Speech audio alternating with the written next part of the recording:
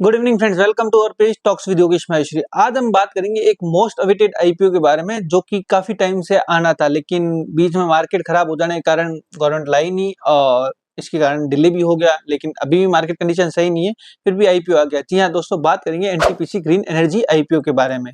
क्या है इस आईपीओ की डिटेल्स और क्या है इसके स्ट्रेंथ, वीकनेस और क्या करना है, ये आगे चलो वीडियो में जानते हैं। लेकिन एक इंपॉर्टेंट टॉपिक है जो आप मिस मत करना, जीएमपी इतनी गिरी क्यों, इसका फुल्ली एनालिसिस किया गया और वीडियो के एंड में वही बताया गया कि जीएमपी जो मतलब 15,000 के 30,000, 35,000, 40,000 बन रहे थे, वो 15,000 के 16,000 भी नहीं बन पाएंगे। क्या है इसके पीछे रीजन, आइए चले आगे वीडियो में जानते हैं। एनटीपीसी ग्रीन एनर्जी, इस कंपनी की शुरुआत अप्रैल 2022 में हुई थी और यह कंपनी एनटीपीसी लिमिटेड की ही सब्सिडरी कंपनी है। एनटीपीसी को कौन नहीं जानता, जिसका पूरा नाम national thermal power corporation limited के नाम से है और यह एक महारत्न कंपनी है। तो आप जान सकते हैं कि पीओसीयू में यह लीडर कंपनी है। और इस कंपनी की अगर बात की जाए तो यह कंपनी मेनली सोलर और विंड के पावर जनरेशन में काम करती है और अभी ये न्यू हाइड्रो इलेक्ट्रिक में भी घुसने वाली है। तो कंपनी की अगर बात की जाए तो कंपनी वेल सेटल्ड है, कंपनी में कोई दिक्कत नहीं है, क्योंकि इसका बैकग्राउंड पुराना देखा जाए इसकी मेन कंपनी का तो काफी अच्छा है। और अगर क्रिसिल की रिपोर्ट की मानी जाए तो यह कंपनी रिन्यूएबल एनर्जी में नंबर 1 पे है। अगर हम इसके हाइड्रो बिजनेस को बाहर निकाले तो ये नंबर 1 पे स्टैंड करती है। बात इसके ऑपरेशनल कैपेसिटीज की बात की जाए तो 3220 मेगावाट के सोलर प्रोजेक्ट्स है और 100 मेगावाट के आसपास विंड के प्रोजेक्ट्स है और यह 6 स्टेट्स में एग्जिस्ट करती है। और अगर एम्प्लॉइज की बात की जाए तो 232 एम्प्लॉइज जो कि इनके फिक्स्ड में है और कंपनी के थ्रू, और 45 के आसपास जो कि इनके कॉन्ट्रैक्ट लेबर्स है। ये तो हो गई कंपनी की डिटेल्स। आइए चलो आगे जानते हैं आईपीओ की डिटेल्स। तो ऑफर ओपन हो रहा है 19 नवंबर को और क्लोज हो रहा है 22 नवंबर को, जिसके अलॉटमेंट की डेट है 25 नवंबर और लिस्टिंग की डेट है 27 नवंबर। अगर इश्यू की साइज की बात की जाए तो 10,000 करोड़ का इश्यू है और बात की जाए तो ये पूरा का पूरा फ्रेश इश्यू है, ऑफर फॉर सेल नहीं है, तो ये अच्छा माना जा सकता है। और प्राइस बैंड की अगर बात की जाए तो 102 से 108 के बीच का प्राइस बैंड है, जिसमें 138 मतलब 138 शेयरों का लॉट है। और अगर बात की जाए एम्प्लॉइज बेनिफिट की तो एम्प्लॉय को ₹5 पर शेयर का डिस्काउंट भी मिल रहा है अगर वो अप्लाई करते हैं तो। और अगर बात की जाए मिनिमम अमाउंट रिक्वायर की तो ₹14,904 चाहिए रिटेल्स वालों को एक लॉट अप्लाई करने के लिए। और बात की जाए रिजर्वेशन कोटे की तो क्यूआईबी को 75% रिजर्व है और रिटेल को 10% और एचएनआई को 15%। अब काफी लोगों का एक ही क्वेश्चन होगा, ये रिटेल को 10% क्यों? जैसा कि मैंने पहले भी वीडियोस में बताया है, अगर किसी कंपनी का पीएनएल लास्ट 3 साल से पॉजिटिव नहीं है तो उस कंपनी को 10% के लिए ही एलिजिबल किया जाता है। तो इसकी अगर पीएनएल की बात की जाए तो इस कंपनी की शुरुआत ही 2 साल हुए हुई है, तो 3 साल का तो पीएनएल पॉजिटिव हो भी नहीं सकता क्योंकि शुरुआत ही 2 साल पहले हुई, तो इसीलिए इसका पोर्शन 10% ही रखा गया है। तो क्लियर आपको पहले ही कर दूं। और इसकी अगर प्रमोटर होल्डिंग की बात की जाए तो प्री आईपीओ प्रमोटर होल्डिंग 100% है और पोस्ट आईपीओ कंपनी ने अपनी आरएचपी में मेंशन नहीं की है। इस इश्यू के पीछे के ऑब्जेक्टिव की बात की जाए तो कंपनी अपनी ही subsidiary company NREL NTPC renewable energy limited के जो बोरोइंग्स है उसका प्रीपेमेंट और रीपेमेंट करने के लिए यूज करेगी इस अमाउंट को। और अगर सेकंड ऑब्जेक्टिव पूछा जाए तो जनरल कॉर्पोरेट पर्पस, मतलब जो कि हर कंपनी में होता है। अगर बात की जाए इसके रजिस्ट्रार की तो केफिन टेक्नोलॉजी इसका रजिस्ट्रार है।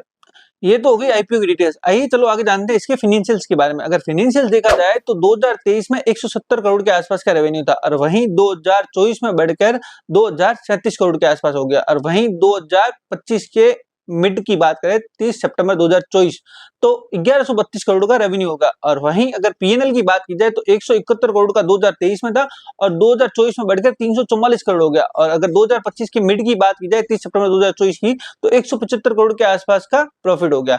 यहीं अगर रिजर्व एंड सरप्लस की बात की जाए तो 2023 में 168 करोड़ के आसपास के रिजर्व एंड सरप्लस थे, जो कि 2024 में बढ़ के 512 करोड़ हो गए। और वहीं अगर 30 सितंबर 2024 की बात की जाए तो 600 करोड़ के आसपास, मतलब रिजर्व एंड सरप्लस में भी काफी अच्छे ग्रोथ देखने को मिली है।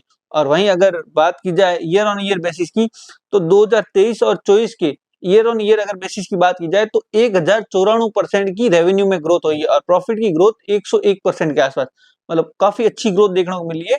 की परफॉर्मेंस इंडिकेटर्स की बात की जाए तो कंपनी अपना इश्यू 91,000 करोड़ की मार्केट कैप पे ला रही है। और आरओई की बात करें तो 7.39% है और डेप्ट टू इक्विटी की बात करें तो 1.91 है, जो कि काफी हाई लग रहा है। और रिटर्न ऑन नेटवर्थ की बात की जाए तो 2.14% का है और प्राइस टू बुक वैल्यू की बात की जाए तो 9.89 की प्राइस टू बुक वैल्यू पे आ रहा है और पैट का मार्जिन परसेंटेज देखा जाए तो 16.2% है। और वहीं अगर इसके ईपीएस की और पी रेशियो की बात की जाए तो प्री आईपीओ 0.46 का ईपीएस है और 0.42 पोस्ट आईपीओ। और वहीं अगर पी रेशियो की बात की जाए तो 234 का पी रेशियो प्री आईपीओ और 260 का पोस्ट आईपीओ, जो कि काफी हाई वैल्यू लग रहा है। देखा जाए तो सस्ता किसी भी लिहाज से नहीं लग रहा है, कंपनी ने अपना फुल फायदा उठा चुकी है। और वहीं अगर पीयर कंपैरिजन की बात की जाए तो अडानी ग्रीन एनर्जी 184 के पी पे ऑलरेडी मिल रहा है, मतलब सस्ता नहीं दे रही है। बात की जाए इसकी स्ट्रेंथ और वीकनेस पे तो फर्स्ट इसकी स्ट्रेंथ में काउंट होता है एनटीपीसी लिमिटेड, जो कि इसी की मेन कंपनी, जिसकी मेन कंपनी इतनी सॉलिड हो तो उसकी सब्सिडी कंपनी को ज्यादा चिंता करने की जरूरत नहीं रहती। और वहीं अगर सेकंड बात की जाए स्ट्रेंथ की तो इनका डाइवर्सिफाइड पोर्टफोलियो, इनके पास 14,700 मेगावाट के प्रोजेक्ट्स अभी भी है सोलर और विंड को मिला के, तो एक काफी बड़े प्रोजेक्ट्स इनके पास ऑलरेडी है, तो इनको फ्यूचर को लेकर कोई ज्यादा चिंता लेने वाली बात नहीं है। और वहीं अगर बात की जाए तो इनकी टीम स्किल्ड है, मतलब इनके पास हाईली एक्सपीरियंस्ड और स्पेशल रिन्यूएबल एनर्जी में जो टीम होती है वो है, इनकी टीम को स्पेशलाइजेशन है रिन्यूएबल एनर्जी में। तो अगर देखा जाए तो टीम काफी अच्छी होने से इनका फ्यूचर थोड़ा सेफ लगता है। वहीं अगर वीकनेस की बात की जाए तो इनका जो कंसंट्रेशन है वो 5 ऑफ टेकर्स के ऊपर है, जो कि 87% रेवेन्यू उन्हीं से आता है, तो एक ये बड़ा रिस्क रहता है। और वहीं अगर बात की जाए सेकंड की तो सप्लाई की, जैसा कि इनका बिजनेस सोलर और विंड में है तो ये दोनों मौसम के हिसाब से डिपेंड करता है, तो इनके ऊपर सप्लाई का हमेशा प्रेशर रहता ही रहता है।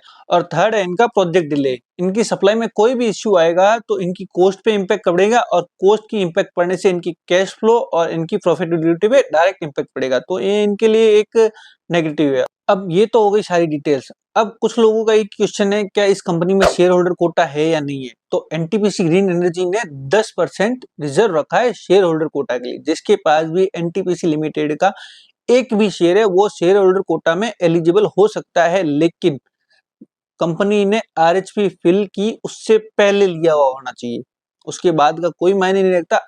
कंपनी ने आरएचपी लगभग 12 तारीख के आसपास फिल किए, तो 12 तारीख को वो शेयर उनके खाते में होना चाहिए, 12 तारीख को बाय नहीं, 12 तारीख को वो उनके खाते में शेयर होना चाहिए, तो ही वह शेयर होल्डर कोटा के लिए ही एलिजिबल है। और इससे एक फर्क ये भी पड़ता है कि आपके अलॉटमेंट के चांस मैक्सिमम हो जाते हैं। एनटीपीसी ग्रीन एनर्जी के अगर जीएमपी की बात की जाए तो 1% के आसपास चल रही है और ये दिखने में बिल्कुल अट्रैक्टिव नहीं है, लेकिन काफी लोगों का क्वेश्चन है कि भाई जब आईपीओ आ रहा था तब तो लोगों को लग रहा था भाई ये देके जाएगा 15,000 के 30-35,000 प्रॉफिट देके जाएगा और 15,000 के 50,000 बनाएगा, लेकिन अब क्या हुआ आइए चलो बताते हैं।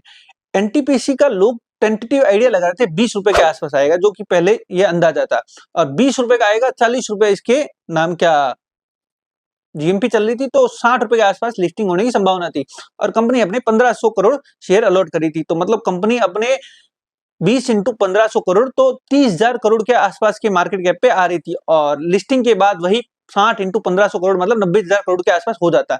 लेकिन वही कंपनी ने अपना प्राइस बैंड बढ़ा दिया, 108 रुपए कर दिया और प्राइस बैंड 5x बढ़ा दिया, और जो कि नंबर ऑफ शेयर उसको 80% हटा देने थे, मतलब लगभग 1500 करोड़ के 300 करोड़ के आसपास के इनको कुछ शेयर करने थे, लेकिन कंपनी ने वहीं 843 करोड़ शेयर लाए, मतलब जिस हिसाब से अमाउंट बढ़ा है उस हिसाब से नंबर ऑफ शेयर नहीं घटाए, तो अपने आप फर्क पड़ गया और 90,000 करोड़ की मार्केट कैप पे वैसे भी आ रहा है, तो मतलब कहीं लिस्टिंग की संभावना तो रही नहीं। और पी रेशियो की अगर बात की जाए तो काफी हाई वैल्यूएशन पे लग रहा है, क्योंकि उससे सस्ता तो अडानी ग्रीन एनर्जी 184 के पी पे मिल रहा है, तो कोई 260 के पी पे क्यों ही लेगा, एक जनरल सी बात है।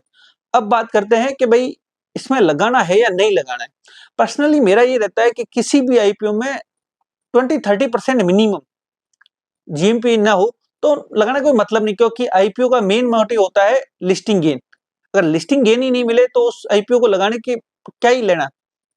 अगर लिस्टिंग गेन ही नहीं मिला तो वो आईपीओ अपने काम का ही क्या, तो इसलिए मैं इसमें पर्सनली अप्लाई नहीं कर रहा हूँ।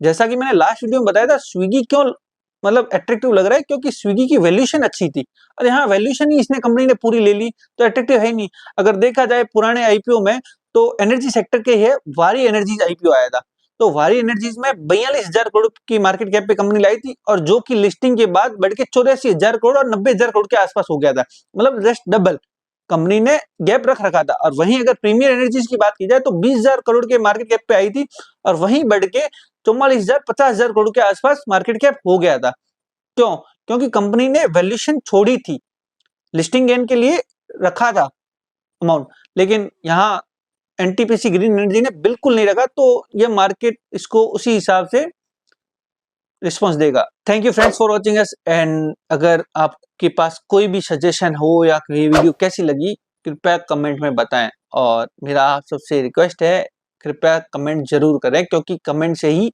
इस वीडियो की रीच बढ़ती है। एक्चुअली क्या है, यूट्यूब का एल्गोरिदम ही ऐसे ही काम करता है कि जिसके नंबर ऑफ कमेंट्स ज्यादा होते हैं उसकी रीच ऑटोमेटिकली बढ़ जाती है। तो आपसे रिक्वेस्ट है, लाइक करें नहीं करें कमेंट जरूर करें। और if you like our video, please like, subscribe, share and comment. Thank you.